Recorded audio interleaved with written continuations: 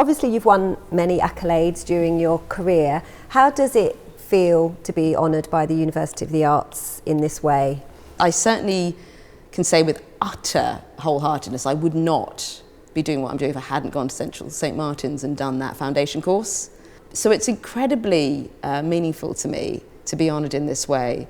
And it's one of those things you look at other people and you go, God, that might happen when I'm older. And you think, God, I'm here. Yeah. You know, I'm being recognised for what I've achieved. And it's very, very moving. It's extremely moving. It was one of the other tutors at Central St Martin's who said, what about theatre design? You know, you are intrigued by words, you love music, you respond to music and words and form. Why don't you try that? And I said, well, I don't really like theatre, that's the only problem. I found theatre a bit boring at the time. I just don't think I'd seen the right theatre. I hadn't been to the right things, so I'd been to a few things that weren't that fascinating for me. However, I walked into a room where there was a course called the Motley Stage Design course, and I felt at home. I felt at home in this room with these people. I felt I'd found my kind and my tribe. And I would advise anyone to follow. If you find a room full of people who you feel are like you, then it's worth hanging out with them for a bit to see what happens. And that's what I did. And I've hung out with them for 20 years. So there was no idea before you went to Central St Martin that was the direction that you wanted to go in? It was just something that happened when you were there? Not at all. I had been at school. I had always made work. I had always painted. It was just natural. I made games. I made little theatres. I made a lot of board games. I was convinced that, you know, gaming. But I read a lot. And I guess I felt that my deficiency was in words, and that's why I decided to study English literature. But then 3 years of studying English literature, 3 years of reading, which was essential to everything that I've ended up doing, I became desperate to make.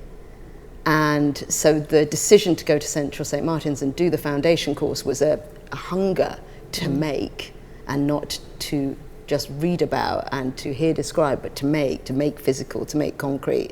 So I leapt into that foundation year. You know, I was surrounded by 18-year-olds. I was already 22 or something. Right. I was a mature student, and I just worked. You know, I didn't go out, didn't party. I was just diligent. All I did was hungrily drink in everything that I was being offered from every department, and make. I made so much stuff that year. I'd like to talk about what it's like to work with. Obviously, you've worked with some of the biggest names in music, people like Kanye West, Adele, Beyonce. I'm very interested in what the starting point is when you get a commission to, let's say, stage one of their big arena tours. Is it a conversation with the artist? Is it the set list? Is it the venue? It would be great if you could just walk us through the process, what a typical process might be. There's not really a typical one, because each of those people you mentioned, each of the people who are musicians and songwriters and music makers, they're all to varying degree visual artists as well, or not. Some of them are, some of them aren't. So someone like Kanye went to art school, makes models, draws pictures, and is a visual artist himself, and thinks as much in terms of the visual as he does in terms of the music, actually. So with him, it's very much, you know, becoming a kind of helper to what he wants to do. Then there might be someone else who has seen, everyone's a visual artist to a degree because they've seen so much. Everyone's a curator of what they like. Yeah. So more and more it's a case of sharing in that act of people's curation of what they like, and then suggesting ideas of, you know, how best to bring it to fruition. How it starts often would be a meeting and a sharing of things that people like. And again, someone might show me 8 pictures that they like, you know, Adele or you know, Beyonce might say, these are things I like, or I might say, do you like these things? And then there is a degree of sort of subliminal self-portraiture going on. You know, most of the people I work with, the musicians, they do write themselves into their music. You know, they're there in the lyrics, and they want to be there. They want their sensibility and their personality and their story to be there in their environment as well. So there's an act of portraiture going on, actually. How overt or how subsumed that portrait is really is a matter of gauging how comfortable that particular musician is with themselves. I mean, do they want a great big fun cartoon portrait around them that they can just play off, which is what Miley Cyrus was happy to do when we did, Oh, when she slid down the tongue. Well, she was sticking her tongue out, so we said, was why that your idea or hers? No, I had a meeting with her. That was in the first meeting, and I said, why didn't we just do the whole show on your tongue? So I drew a big tongue, and she said, great. But then we worked out that the stage was going to be too long and too expensive and too difficult, and it wouldn't happen. So we said, well, at least slide in on your tongue. So that was that one. Then there'll be other ones where the process is, for example, with U2, I said, why don't you do the whole concert in the stadium with nothing? Why, you have done the biggest stadium tour that has ever happened. You've made this giant claw. No one will make a bigger stadium statement than that. Why don't you, for your Joshua Tree tour, turn up and switch all the lights off and just sing? Because everyone knows Streets Have No Name, everyone knows those big old songs. Why don't you just sing in the dark? And no one will get their phones out because there'll be nothing to phone.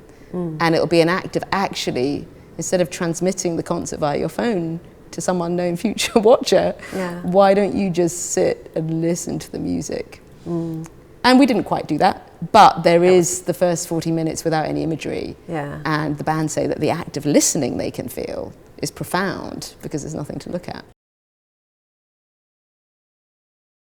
And do you suffer from opening night nerves?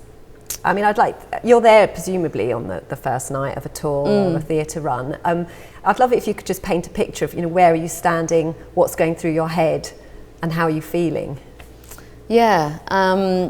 Opening night. Well, it's different in each of the forms I work in. And in some forms, like in a fashion show, there is only the opening 12 minutes. Right, and it's usually in the morning, and that's it.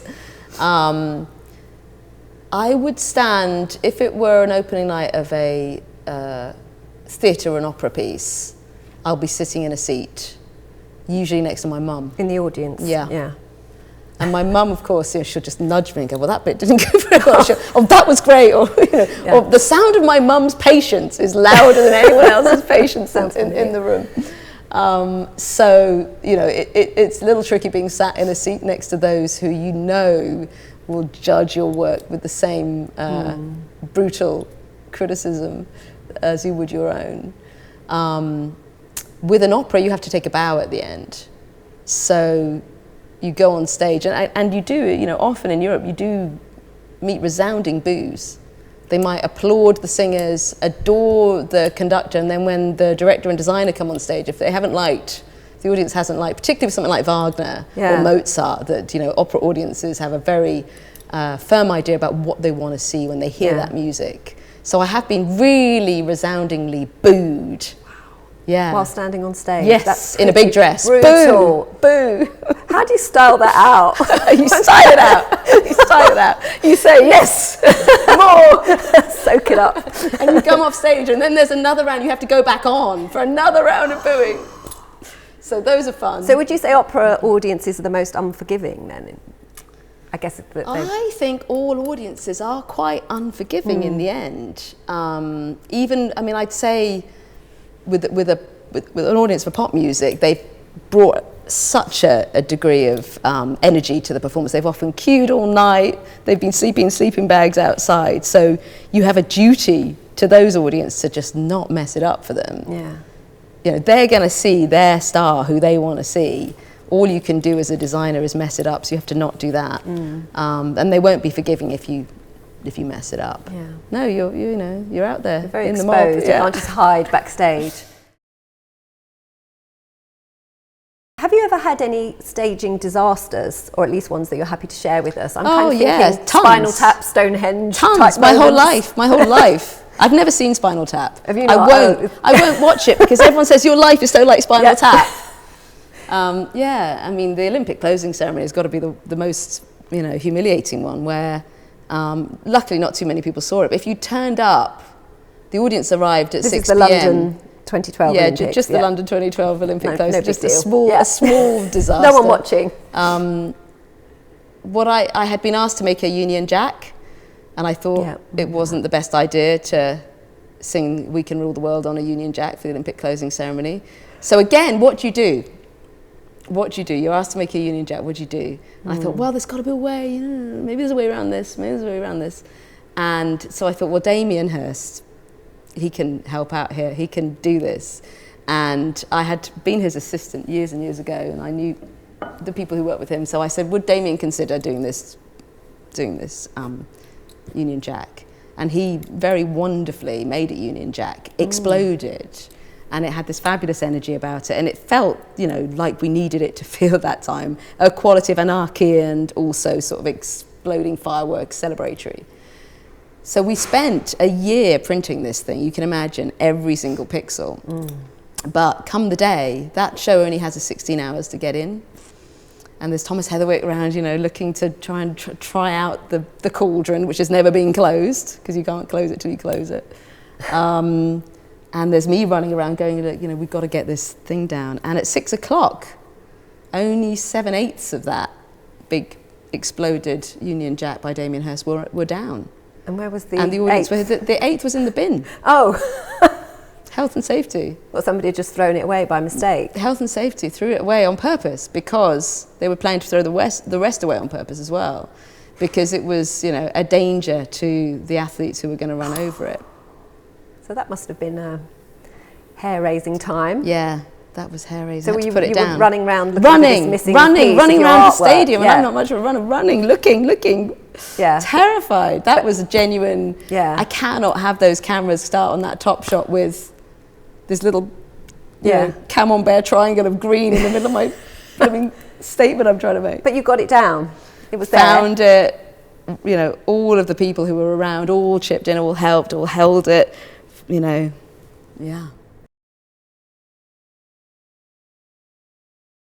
This is not a job for the faint of heart. I'm thinking, no. Actually, which brings me to my next question, which is, what would you say are the kind of key attributes or personality traits that you would need to be a stage designer? Could you boil it down and say, the 2 or 3 things that you would really consider to be key skills? Look, I think we have in this country particularly phenomenal stage designers. Many of them coming from St. Martin's, and from Wimbledon, from various places. And I think in the theatre and opera, the qualities needed are, sensitivity, curiosity, fastidious attention to detail, stamina. The area that I've stepped into, where I'm also working with the brutalities of commercial rock and roll, with the big, bad, scary people who really, if you want to hold your head high as a self-respecting stage designer, you just wouldn't go near, So once you've decided to step out there and, dirty your hands in that world, that's when the other qualities, which are hard to balance with integrity and fastidious attention to detail, because some of the qualities that are required to get a rock show up are not those. And if you stand there, it's very male dominated. It's going to be a room full of 300 crew, male crew, all men, because they have to be men, because they've got to lift the bloody show up and down. And you're standing there going, "Ooh, I don't think the drape's quite straight." You're just going to not come back. So it's knowing when to step back from the artistic vision and move into the more practical realm. Do you know what? It's to love it. It's to love those room full of 300 men, which I do, and to admire and love the fact that they stay up all night in the driving rain. They're like men on a ship. They're like men on a ship out at sea, putting up a great big mast, and they have to get it up within 24 hours. And they're adventurers and buccaneers. And if you love that and you love them, then you don't really mind if a drape here and there looks a bit crap. And you just go, actually, you know what? It's extraordinary. And you have to recognise what people are really doing when they're putting on a great big rock show, and not be twittering around the edges of it, but enjoying the adventure of it, which I really do. What do you think people will be most surprised to learn about the day-to-day reality of your job? people who are coming maybe into this world for the first time? What's the biggest wake-up call that they're going to get? I get a lot of letters every day, especially from people who are just emerging, and they have a glorious, heartfelt readiness to express themselves, and they want to come to my studio to do that. And I'm a little brutal in my response, in that actually the environment around me is full of people who, yes, they're expressing themselves and helping me express myself, but there's an awful lot of technical grit to it all. And the people I need around me who help me do what I do are generally either genius physician, mathematician, engineer level brain that I don't have, or they have such an extraordinary taste that they help guide me in my decisions as well, and they're aware of things that I don't know about. But usually it's that extreme combination between having an exceptionally keen eye and an eye for line and form and colour and detail, combined with this mathematical grit of working out how to build these forms in 3 dimensions.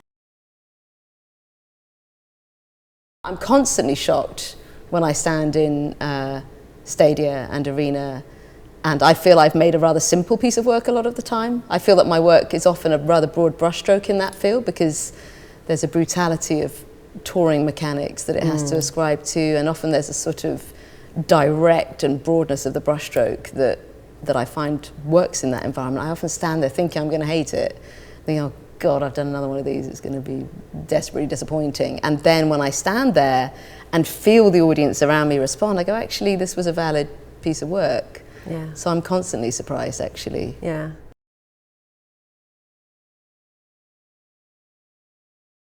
If you could go back to yourself starting out on this career path, whatever, 20 years ago, what piece of advice would you give your younger self about what lay ahead and how to navigate it best? I think the advice I would give would be, it's really simple, but one is constantly iterating. And I think I worried far too much about each iteration when I was younger, and I think people do. You look at each iteration and you're concerned about its perfection, will it be good enough?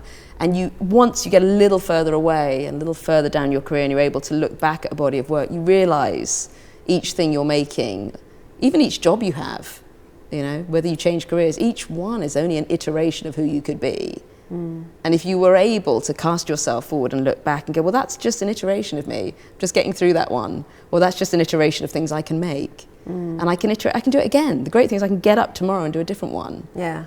Do a different job, do a different piece, choose a different colour, and to try. It's very hard to do in practice because one concentrates so hard, but I think an awareness, somehow lifting yourself up and looking down on yourself at any point is handy, I think.